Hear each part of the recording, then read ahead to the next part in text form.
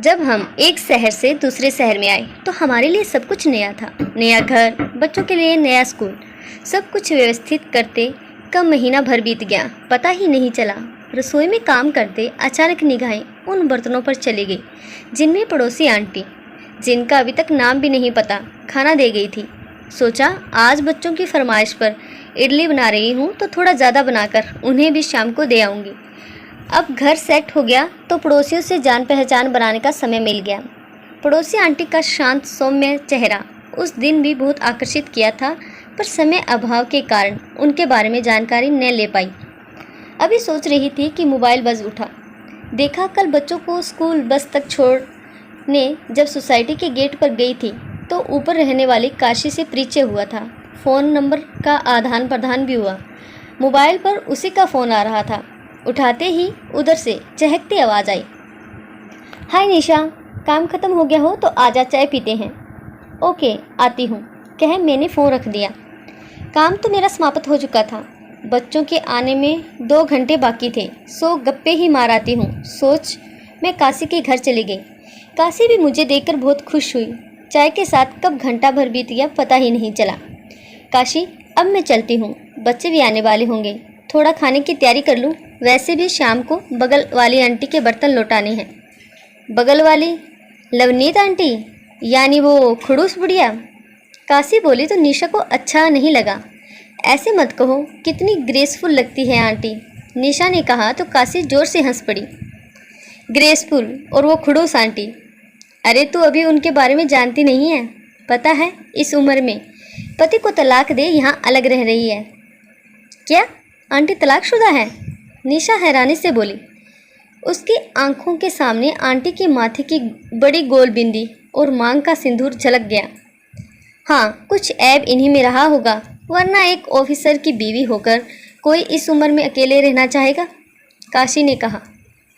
अब मेरा मन आंटी की सारी कहानी जान लेने को व्याकुल हो गया, पर बच्चे भी आते होंगे। समय की नज़ाकत देख मैं काशी से विदा ले घर लौट आई। शाम को आंटी के घर जाना ही है तो उन्हीं से पूछ लूँगी। सांभर सुबह ही बना लिया था। जल्दी जल्दी इडली बना लवनीत आंटी के बर्तन में पैक कर अलग रख दिया। बच्चों को खाना खिला सुलाकर मैं बाहर से ताला बंद कर आंटी के घर पहुंच गई। डोरबेल बजाते ही आंटी ने दरवाज़ा खोला। मुझे देख मुस्कुराई, अंदर आने का इशारा कर दरवाजे से हट गई। साफ सुथरा ड्राइंग रूम उनकी सुरुचि को दर्शा रहा था। आंटी को टिफ़िन पकड़ा। मैंने चारों तरफ नज़र दौड़ाई। 4 कैन की कुर्सियाँ, गद्दियों पर चढ़े कवर, खूबसूरत कवर, कोनों में छोटे छोटे पौधे उनकी प्रकृति प्रेमी होने की गवाही दे रहे थे। कुछ किताबें और हल्के नीले रंग के पर्दे आंखों को बहुत भा रहे थे।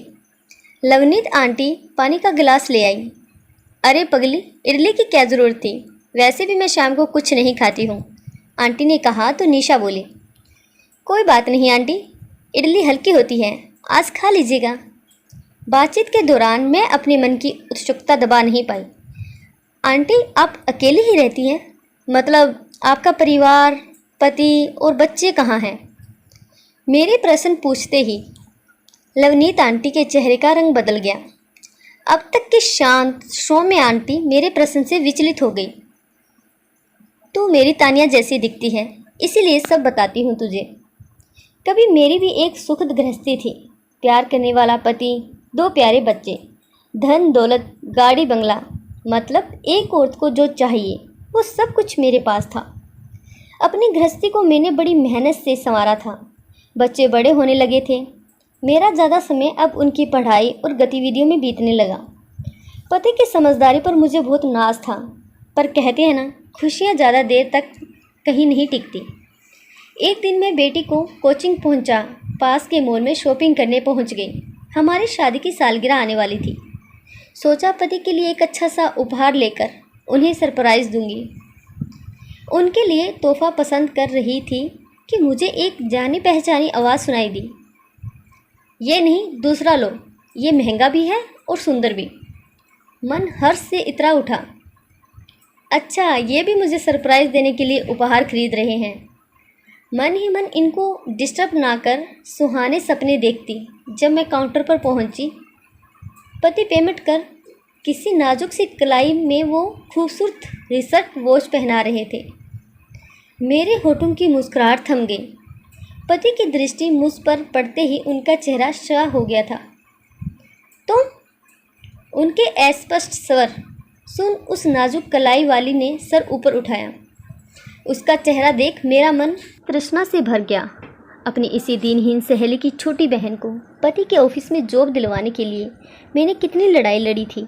तलाकशुदा सहेली की बहन नीलम को मैं अपनी बहन समझ एक बार फिर खुशियां देने की मेरी कोशिश ने मेरी अपनी ही खुशियों पर तुषारपात कर दिया। तोहफा काउंटर पर छोड़ मैं वहाँ से निकल आई। मेरे लिए दुनिया अंधेरी हो गई थी। जब विश्वास टूटता है तो सब कुछ खत्म हो जाता है और उस दिन मेरी ज़िंदगी हमेशा के लिए बदल गई। देर रात जब ये घर आई मैंने एक शब्द भी इनसे नहीं कहा, ना उल्हाना का, ना क्षमा का, ना आरोपों का। तुम्हारे पास मेरे लिए समय भी कहाँ है? कितनी बड़ी दिखती हो तुम में अब पहली वाली बात नहीं रह गई। आज कह वह अपनी सफाई देते रहे।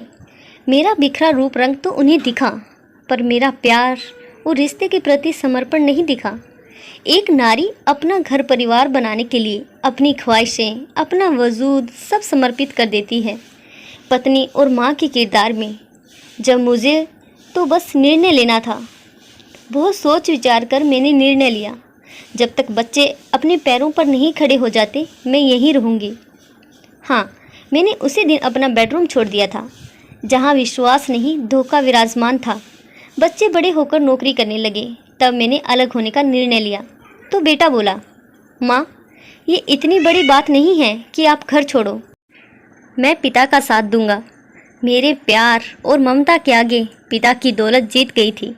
जिन बच्चों के भविष्य की खातिर मैंने अपने आत्मसम्मान को भी कुचल दिया था, वही बच्चे पिता की ओर हो गए थे। बेटी बाहर चली गई थी। एक दिन मैंने हिम्मत कर वो घर छोड़ दिया। यहाँ कुछ लोग मुझे जानते हैं, सबको लगता है मेरा ही चरित्र खराब है, इसीलिए मैं अपनी बसी बसाई दुनिया छोड़ आई थी। मुझे आश्चर्य तब होता जब एक नारी ही दूसरी नारी की व्यथा ना समझ उसका मजाक उड़ाती है। क्या उम्र सिर्फ नारी की ही बढ़ती है, पुरुष की नहीं? कितनी आसानी से पति कह गए थे तुम में अब वो बात नहीं है, पर क्या उनमें वो पहले वाली बात थी? ये मैं नहीं कह पाई। मेरे संस्कार ने इजाज़त नहीं दी थी मुझे। लोगों की नज़रों में मेरा इस उम्र में उठाया कदम भले गलत हो सकता है, लेकिन मेरी नज़रों में गलत नहीं है। अकेले ही सही, पर मैं आत्मसम्मान के साथ जी तो रही हूँ। बहुत मुश्किल होता है धोखे के साथ जीना। शादी से पहले भी मैं उसी ऑफिस में काम करती थी। बच्चों की परवरिश के लिए छोड़ दिया था। उस समय की बचत आज मेरे जीवन यापन का साधन है। लवनीत आंटी की कहानी सुन मेरा मन भर आया। सच, एक नारी अपना घर संवारने के लिए क्या क्या जतन नहीं करती। सब कुछ समर्पित करने के बाद भी बदले में उसे क्या मिलता? लवनीत आंटी, आप में जो बात है वो किसी में नहीं। कह हौसला बंधा मैं वापस आ गई, पर मन में सैकड़ों प्रश्न। एक नारी कितना गर्ल पीती है? सही होते हुए भी नारी हमेशा गलत हो जाती है। आखिर क्यों? आपको क्या लगता है लवनीत आंटी ने इस उम्र में अलग रहने का निर्णय ले सही किया या गलत? आशा करती हूँ आपको ये कहानी जरूर अच्छी लगी हो। ऐसी प्यारी कहानियाँ रोज सुनने के लिए प्लीज़ इस चैनल को सब्सक्राइब जरूर कीजिएगा। कहानी अच्छी लगे तो लाइक करें, कमेंट करें। धन्यवाद।